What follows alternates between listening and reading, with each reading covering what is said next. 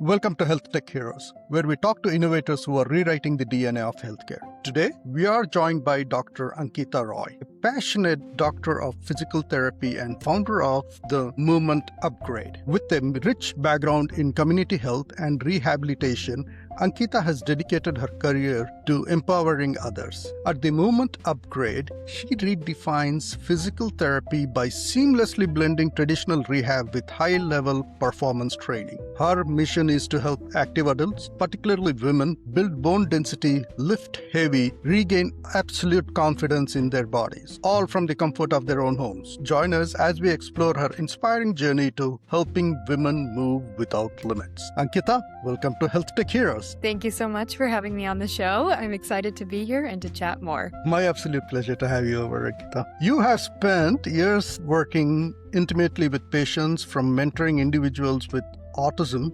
to your tenure as a physical therapy technician at Ortho, Virginia. Ankita, looking back at these early hands-on experience, what was the defining moment that sparked your deep passion for helping people reclaim their physical confidence? Great question. I want to start off by saying I've never had a traditional route into healthcare. I don't have parents that are in healthcare. I was never injured as a kid, but really I just had this deep curiosity of trying to understand how we as women could build more confidence. And especially as a kid who was a bench warmer, I was the last to finish in my PE class. I grew up in a very suburban kind of area where there wasn't a lot of representation of people that looked like me.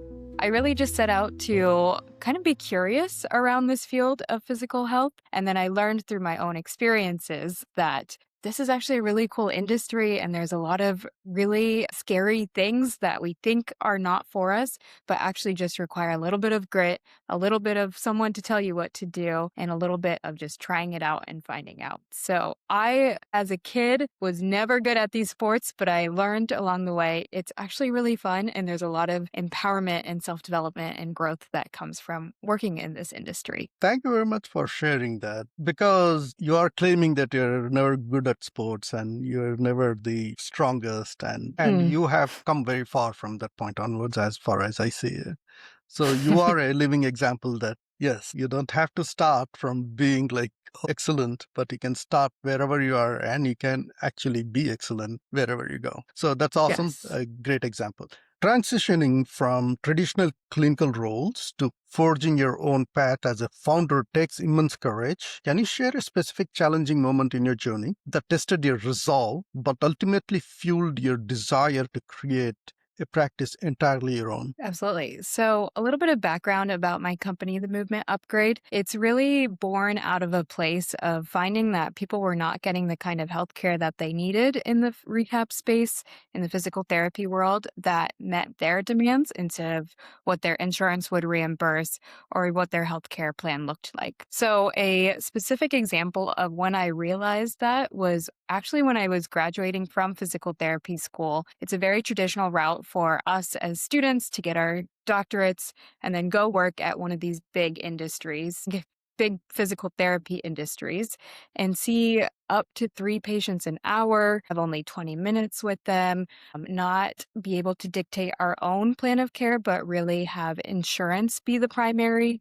character and then working around their constraints. So I knew immediately off the bat that I didn't want to go that route. And I actually worked with another virtual health company that was working on helping women with weight loss. And I realized there's a lot of potential in this virtual world to provide in the ways that we want to provide that completely takes out that insurance limitation and really makes it a consumer to consumer relationship instead of a provider to insurance to consumer. So a specific example is I had a woman who came to me and she was dealing with a lot of low back pain. She'd been through her chiropractor, she'd been through her physical therapist. Eventually, she got to a point where she was a little bit better, but she had no more visits left for the rest of the year. And this was like March of 2022, I believe. So she sought us out. And, you get to this point where if you've ever been injured, where you kind of start thinking this is the way it's always going to be. I'm always going to wake up with this kind of stiffness. I'm always going to wake up with this kind of pain. And then when you have an insurance plan that doesn't support this longevity of you you as a person, it can feel very limiting and isolating and frustrating. So she was able to kind of find me through the internet, through social media, and we connected and we ended up working together. And by cutting out some of the limitations of traditional physical therapy, we kind of focused on more of her performance and being able to tailor her plan for her needs for her life. And that just gave me some confidence to start this brand by itself. What a beautiful story. So she actually found you online, and that means, like, that is like so important that if you have something important to put out and Mhm. something that you can serve with, you need to be loud and you need to be there out there for people to reach out to you. And this is a good evidence that somebody was able to reach out to you. And she was not even your patient, right? That was the No. another Yeah. factor. It was like, yeah, she was not even a patient. She was frustrated with the system and she reached out to you. So empowering women to trust their bodies and move without fear is a profoundly personal work. And what core belief or personal sacrifice kept you grounded and focused during most difficult days of building your career in physical therapy? I mean, what kind of mindset is that you're bringing to the table? It's social good, and there is a combination of healthcare, and then you have your personal liberty as well, right? You want to do the way you want to do it. You don't want to be Mhm. dependent on somebody else to do good. There's a lot of things going on here. And what is that singular mindset that you bring to the table that makes this happen? I think the mindset comes both from a place of frustration of just seeing close friends, family members just not be given the resources they need to be aging gracefully, especially if we're talking about in the lens of avoiding osteoporosis, keeping risk of hip fractures low, and really just making sure we are aging gracefully. There's such misinformation out there in the women's health and fitness field. And so every day when I see those things on social media become popular, become very viral, it's very frustrating to me because they might be good, but a lot of it is a lot of crap, to be honest. And there is a lot of frustration there that comes from me because I feel like a lot of the habits that we are building now in our middle life, their 30s, 40s, 50s, really shape the way that our 70s, 80s, 90s could be. So the mindset around building this business, building this brand really comes from a place of I want to solve this problem. I want people to age gracefully. I want people to have better information. And ultimately, I call myself like a PT bestie. I want to be a PT bestie in people's corner to be able to just start taking action on these things. Because, like we talked about earlier, fitness space can be very intimidating. It can be scary. You can be scared of getting hurt. But if you have someone like a PT bestie in your corner, it's a lot more approachable and you'll put yourself in a better place 10 years from now. I know it is very important to narrow your audience and narrow your focus, right? Do you not care about men? I'm just asking, right? As a challenge, right? And do you? And also, I'm sure there are within the women's segment that you concentrate on certain populations more than the others. I want to understand, like, why is it so important that you focus on Mm. women? And I want to understand, like, why this particular population? Absolutely. So, not that men don't matter. I think men are also at risk of Thank you. of a lot of the same problems we have. Yes. However, I do feel like growing up as a woman and a lot of the narrative around our fitness and our health is very limited compared to men's health. If we look at research studies, it's only in the past few decades that we've started to get research that affect women's health specifically. So, hypertrophy, effects of hormones on our cycle and how we show up for our fitness. So I think men are important. I think they also have a lot of resources. And I think my passion really lies in helping to bridge the gap for women who are historically more underserved. Terrific. And thank you very much for sharing that. And also, when it comes to physical fitness, and especially when you mention osteoporosis, are women more impacted than men in general? What's your thoughts Yeah, on it? absolutely. Okay. Okay. So with osteoporosis, osteoporosis, to get into the science of it, traditionally when women hit perimenopause and menopause, their estrogen levels tend to go down.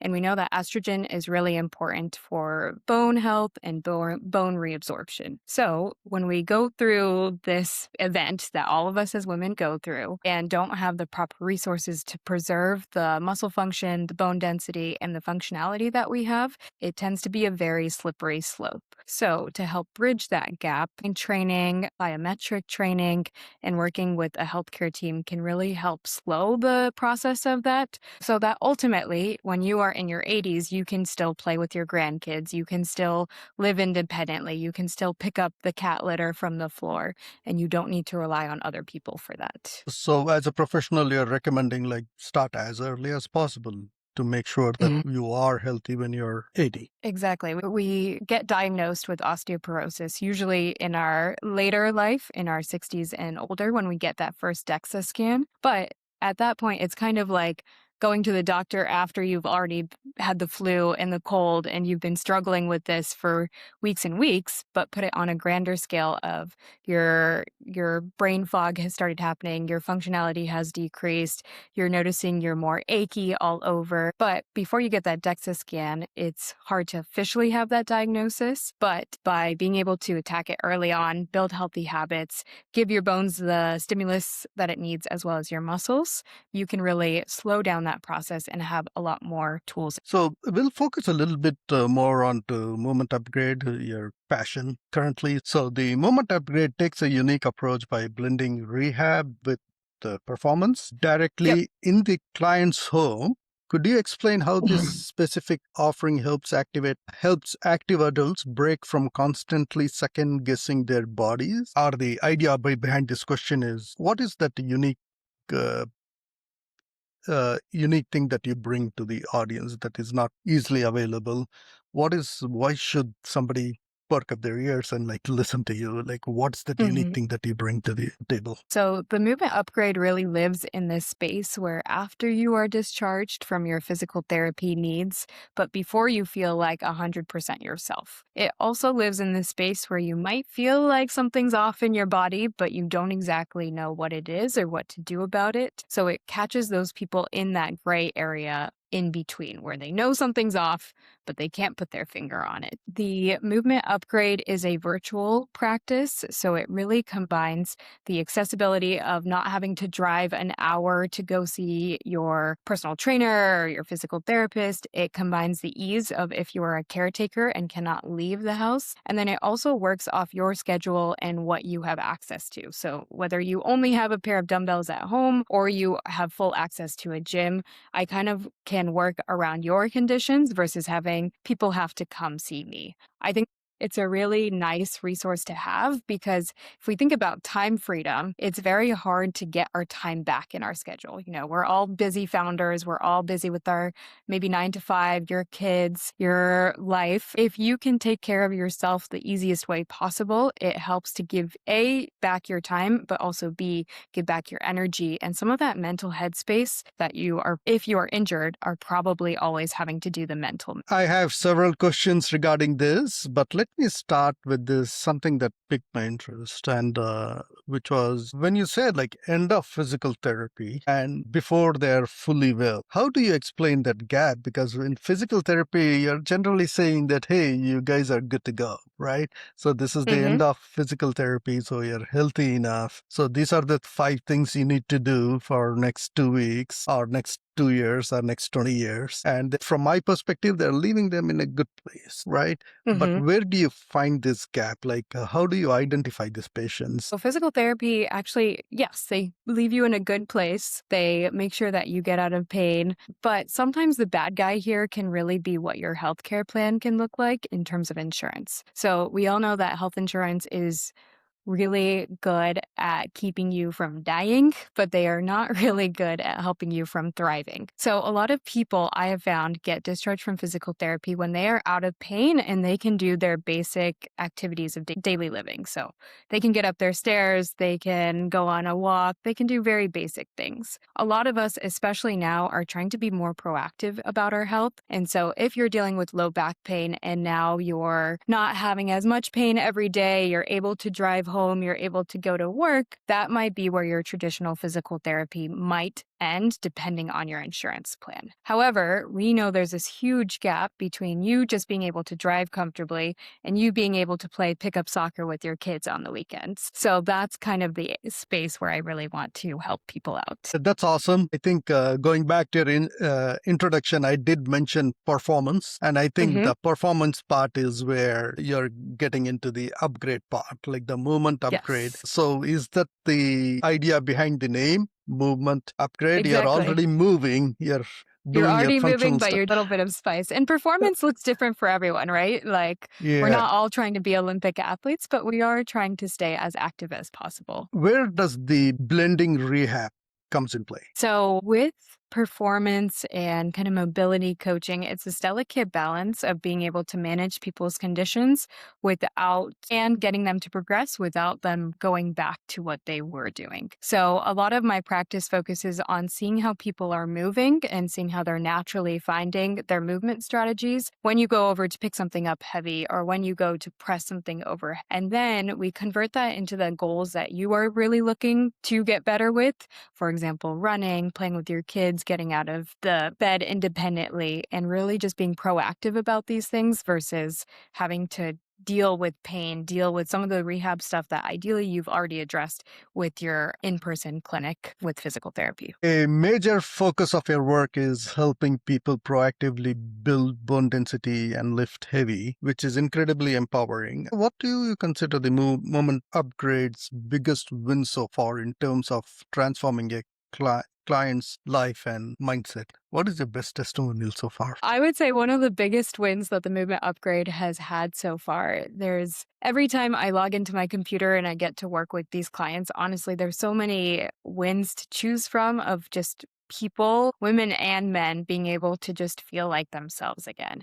And I think that's what it comes down to at the end of the day is one day you wake up and you realize you've come so far from the healthiest version of you that you don't realize how many things you've adapted and changed along the way. For example, maybe the habit of just showing up for yourself at the gym, the habit of dealing with that little ache that's now more constant, dealing with having to do the mental math of, oh, is this going to hurt or is this going to be okay for tomorrow? So one of my favorite wins that I always hear from clients is when they start saying they feel like themselves again. So for example, right now I have a client, I've been working with her for almost 2 years now, and she was dealing with a lot of low back pain. She went to the chiropractor. She went to her physical therapist. She got to a place where she was out of pain, but she was someone who was super active, wanted to start a family soon, was really into kettlebell kind of sports, and just wanted to feel like an athlete again. So a big thing that we worked on was really making sure she's finding movement in the ways that are best for her body, and then being able to apply that to all of the awesome things she wants to do.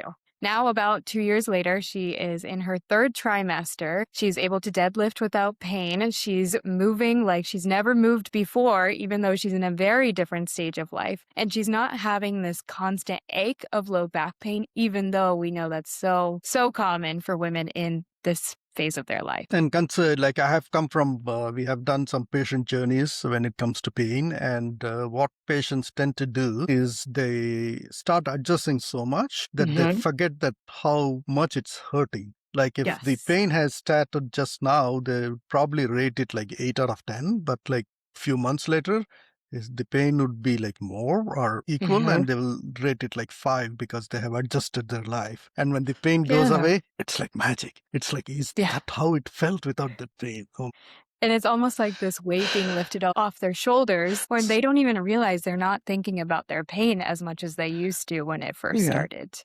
And they're starting to do more things that they started not stop doing because of the pain and they were scared of it getting worse. And they get to this place where they're like, I don't even recognize myself in the mirror because I'm not that athlete I once was. That's such a beautiful story, and congratulations to whoever it is. And everything is seems like great, amazing, and it is very powerful when you said it's a simple statement that I feel like myself. Right? That's how powerful is that, and it's almost an identity crisis, right? It's like, oh my Hmm. God, I want to be an athlete, but I can never be an athlete. Uh, Hmm. And shifting from traditional in-clinic physical therapy to a home-based, performance-focused model is a significant pivot. How does a company navigate the challenge of keeping clients motivated and accountable outside of a conventional clinical setting? What is that mindset change in your clients that you think is really important to be for this model to work? Because it's a virtual model, we obviously don't have the same benefits that in person care can have. With the virtual model, something that really makes a difference is the fact that we can almost cherry pick the type of people we are working with in terms of the people that are reaching out and giving us their hand and saying, please help me, are at this place where they are really desperate for help.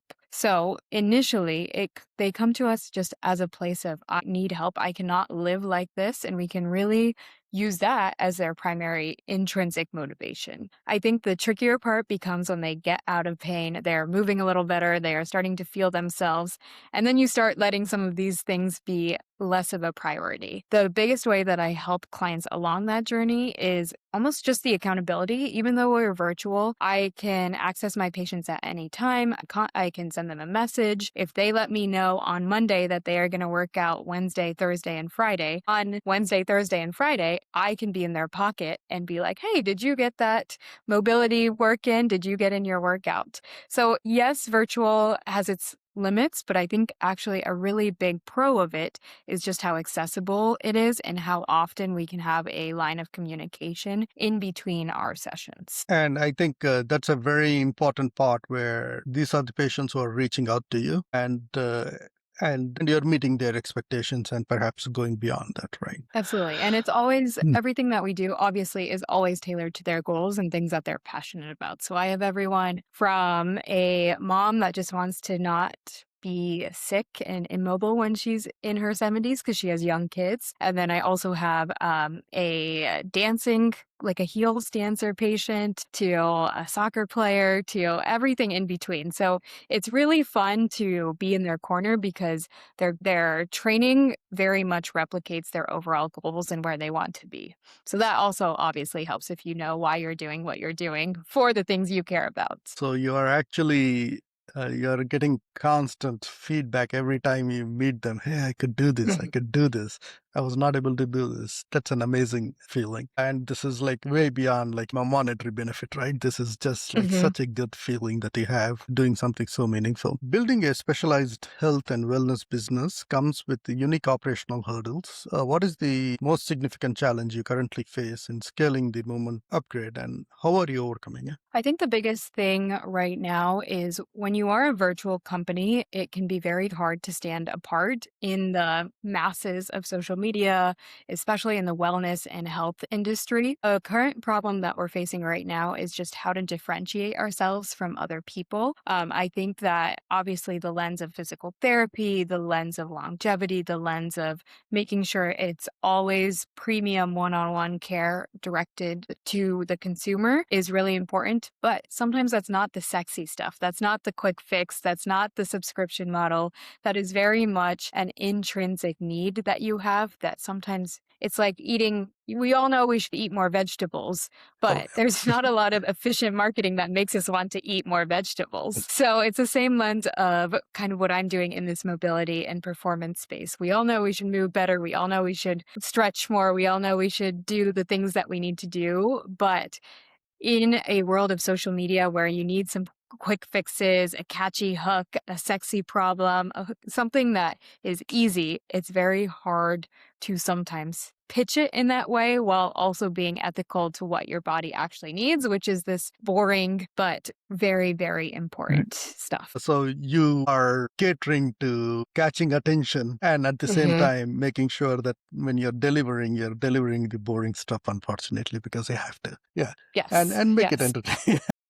And I will be the first physical therapist to say it. Sometimes rehab is very boring. Sometimes doing these Mm, stretches can be very boring. At the end of the yeah. day, it's kind of like eating our vegetables so we can enjoy the meat and gravy of it. But we live in this like attention crisis where if you scroll ads, social media, YouTube, LinkedIn. It's very catchy headlines. It's very quick fixes. It's very, this one problem will be solved by my one This, solution. But we know it's never as clear as that. yeah, definitely. Yeah, 7 minutes a day, right? Not gonna Hmm. happen. Yeah. All right. So shifting gears a little bit, and I'm sure there are a lot of physical therapists who are out there aspiring to be leading their own company and being entrepreneurs. And I would love to get your input on this. Hey, you have walked this path, and what would be your advice to these new entrepreneurs with a deep understanding of human anatomy and community health? You have a unique perspective on the wellness industry's evolution. What does a fully optimized, empowering healthcare experience for active women look like to you in a decade from now? What should people be looking for if they're leaders and if they're entrepreneurs? Like, oh, what should they anticipate going forward? I think for women's healthcare and empowering women through movement 10 years from now, that industry can go one of two ways. Right now, we're seeing a lot of trends that encourage more of this like thinner, skinny diet culture type model. And then we have the opposite end where we know research supports hypertrophy, strength, proper fuel, proper eating habits. I think 10 years from now, something that's going to be really important that every woman should look out for is a few different components. One, you should always find a healthcare team that can understand and address the emotional components that come behind taking care of ourselves. I think anyone can pass you a sheet of exercises, or Chat GPT these days can make you a year-long plan. But what's lacking is some of that emotional empathy, understanding, and conviction that comes with that in terms of being a woman, having to deal with things that we as women have to deal with, and then understanding that that is the first step to taking care of yourself. So understanding that you don't have to be scared of these weights. You don't have to limit how much you're eating. You don't have to look like every single person. Weights are not going to make you look bulky. So the first component is emotional understanding. 10 years from now, I would like to see better. Second is the science behind it. Like I talked about earlier, there's women's fitness research is still so new compared to men's fitness. Ideally, in the next 10 years, I would love to see some more research that are targeted to our bodies and more for what we need to do to really preserve our bone density and stay away from hip fractures and osteoporosis, which are one of the leading causes of death in women after 60. And then lastly, so the second is science-based information. And then lastly is just more providers in the space that are calling out things that are almost flukes or almost taking advantage of us as women. For example, there's this wellness space is full of people that tend to pick on our insecurities and pick on a certain type of woman, but at the end of the day, we really just need to come together, have evidence-based providers, and stay on top of the research to make sure that we as women are progressing as a society 10 years from now and taking care of ourselves the best way possible. I think incredible 3 points. And as I said, because of social media and all these quick fixes, people are, and this is a time bound thing. As time passes, there is a progression that may not be easily reversed. So if you're going to fall, or if you're going to practice certain things that are not optimal for you for next 5 or 10 years, that's 5 or 10 years of your time that has been wasted. You could have done something a lot more productive. And I think you bring out a really good point that as things get louder, as things get more confusing, you want to make sure that the disinformation, it's not even misinformation at this point. I think disinformation is a little bit counteracted. And I think super important point that you made on all three. But third point, I think it is really, really important. The health and wellness space is both highly competitive and constantly changing. What actionable advice would you give to a new founder looking to build a practice that genuinely blends rehabilitation with high performance training? Advice I would give to a new founder in this space is really to listen to what you're curious about in this space. Because if you've gotten to this point, usually you've gone through a lot of higher education, you've done the internships, you've kind of found parts of this field and you didn't just get handed it. at the same point, it is a very loud industry. There are so many competitors. There's so many people trying to help the exact same person that you are trying. But I think leaning into what makes you unique, leaning into what makes you curious, what makes you frustrated about this field can really create a path that helps you help people in the way that you want to be helped. So that's kind of how I fell into this, helping women lift heavier, because it's genuinely something I care about. It's genuinely something I want to help people with. And it's genuinely something that really frustrates me when it's not. Before I come to my last question, I want you to double click on lift heavier. Why is that particular aspect so important? Why is, like, say, running 5 miles every day, or or say skipping 500 times every single day? Why lift heavier is so important for you? For me, lifting heavier for women is almost like a mission statement, because if you know someone who lifts that is a woman, sometimes we are given these tiny little pink dumbbells that are 2 pounds. And it's both frustrating for us as women to start so small. When the women in your life, if they've had children, they have carried the baby, they have carried the groceries, they have carried the car seat, and they are holding a backpack. They are holding 40 pounds at a time. But for some reason, when we go to a workout class and are handed a 2 pound weight, that feels like just enough. So I think the misinformation right now around women getting bulky when they lift heavy or getting manly when they lift heavy is totally not true. And it leaves us vulnerable to some of those conditions we talked about earlier, like osteoporosis, osteopenia, risk of fractures. And it really does our bodies a disservice to lift lighter. So running is great, jumping is great, dancing is great, whatever physical activity you want to do, I have no problems with. But I think for women to age gracefully, something that is very important is getting in at least 2 days where they are lifting things that are heavy, because that's what our bodies need. And my final question for you, Ankita, before we wrap up, I'll give you 90 seconds to cover something that I may not have asked, or something you deem is so important that you want to repeat it, right? But it does not have to be 90 seconds. You can take more than 90 seconds for sure. Essentially, the question is yours, the answer is yours, and the stage is yours, Ankita. So thank you again for having me on this podcast. I really enjoyed our conversation. I think if I could leave everyone listening to this podcast with one last thing, it would be that your health is your ultimate wealth. And if there is something that is not working for you with your traditional care, or you just want to be proactive about future-proofing your old lady bones or old man bones, I find that starting earlier is going to be more important than starting later. Having a good healthcare team, having a good coach, having a physical therapy bestie in your corner is really going to be what helps your habits now dictate how you feel in your 70s, 80s, and beyond. So the biggest thing that I want everyone to get out of this is, as a woman or as someone who wants to proactively take care of their health, make sure that you're starting now. It's never too late, because this is what will show up later down the road. And then second, for anyone who is in this field and just wants to challenge how healthcare is traditionally given, go for it, because there's so many people that need your support. There's so many people that are looking for a different way to practice medicine. And it's our responsibility as healthcare providers to show up and be part of those solutions. That was really powerful, and I really, really thank you for doing this, Ankita, and thank you for your time, and I truly appreciate you. Thanks for having me. I enjoyed our talk today.